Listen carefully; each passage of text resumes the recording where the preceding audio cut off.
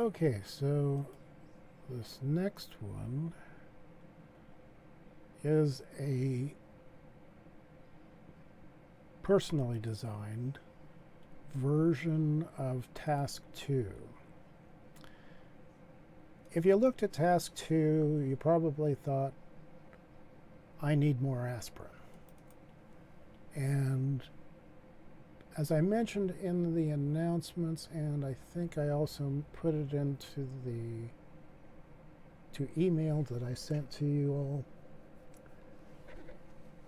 the one in the handout is really, really, really badly messed up.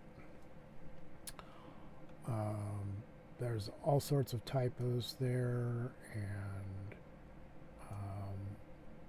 I'm going to ultimately show you what that one's supposed to look like. But I wanted to get one that worked, that was similar to something that you'd seen before, so it wouldn't be quite such a shock to the system, but at the same time would kind of explain what you were looking at. So, okay. You remember when we created a creature, and the creature had eyes and horns, maybe wings, okay? Now, this one's not going to be a unicorn, but aside from that, it's the same idea. So here's creature. Um, in this case, I'm calling it kind of in reverse. I'm calling creature to wings, but it's not a big deal, okay? It doesn't really change much of anything. You still have these three working. Wings is going to horns. Again, not that big of a deal. Um, and eyes, again, I did this kind of in reverse, so this one will be really short because I'm just pulling this kind of in reverse. I didn't want to get into the complicated aspect of too much, but I did want to kind of call your attention to, I pass three things into here, which go here, but I also pass three things back out because, note to self, this one brings these three in and then sends two back out. This one brings two in, sends one back out, and this one brings one in. Now that might seem strange, and honestly, doing it this way is kind of complicated for what we need to do here. You saw the first one, it works. But sometimes when you're bubbling around a class, sometimes you need to send information back to the parent, okay? And so if you're looking at the handout, if you look at the handout, you see that this is the class, this is the parent class, okay? And you'll notice that when I click on that, this also clicks. Base is always what goes there at the constructor. It refers to homes in this case. It refers to the parent class, which is in this case horns. Okay, so each one of these, if I click on that, then it's going to highlight base. So in the handout where we're on the constructor, the thing which goes there is the word base. And the thing which goes up here is the next parent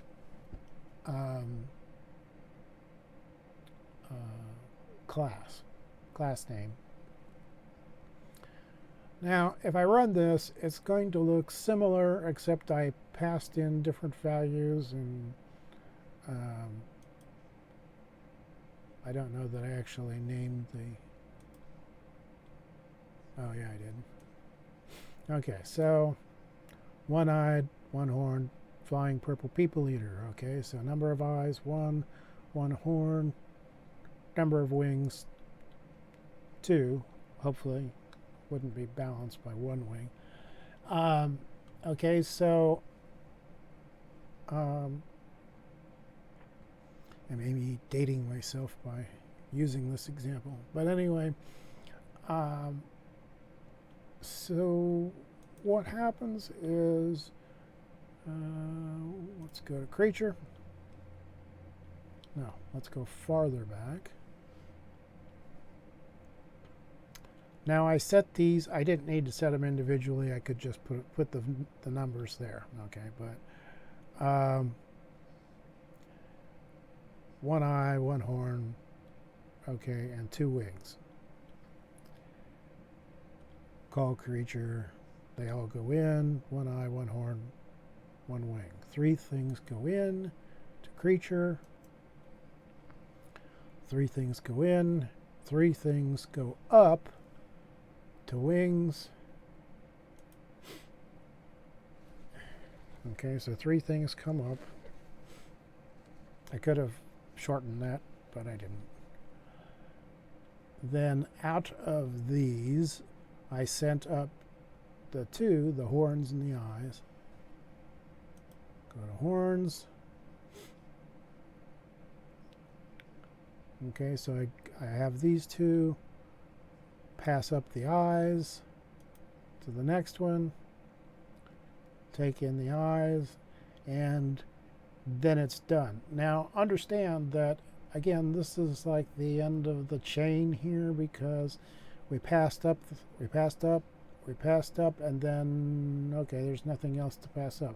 There's no thing here that says that there's another class, so there's no colon and another class, and there's no colon here that says base, and then nothing to pass along. Okay, so this you can think of as kind of like a chain, but one of the things I disliked about the example in task 2 was, well, aside from the massive number of typos, was the fact that we introduced the concept of the base, and while that's a valid thing to talk about, I don't think that anywhere in the handout, I could be wrong, but I don't think there's anything in the handout that talks about the base referring to the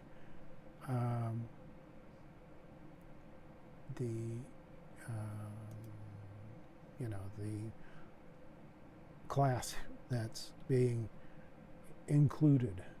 Okay, you can only include one class, as we'll talk about in task 3, but the fact that, you know, that these are related and that they keep inheriting from each other was a little bit annoying. Okay, so you can see here I commented these out, and then I went here and I commented these out, and then I went here and I commented that one out. Okay, because by the time you get to here, the only thing you need is that. Now, like I said, this is just headache city, but compare it to the first one and then you'll sort of get where it's coming from. One,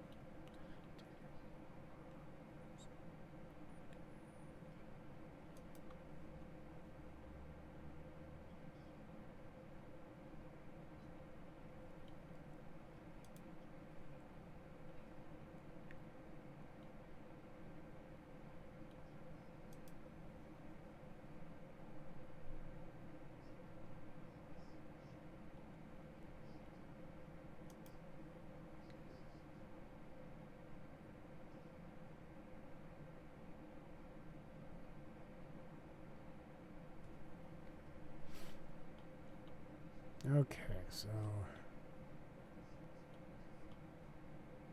completed. Next video.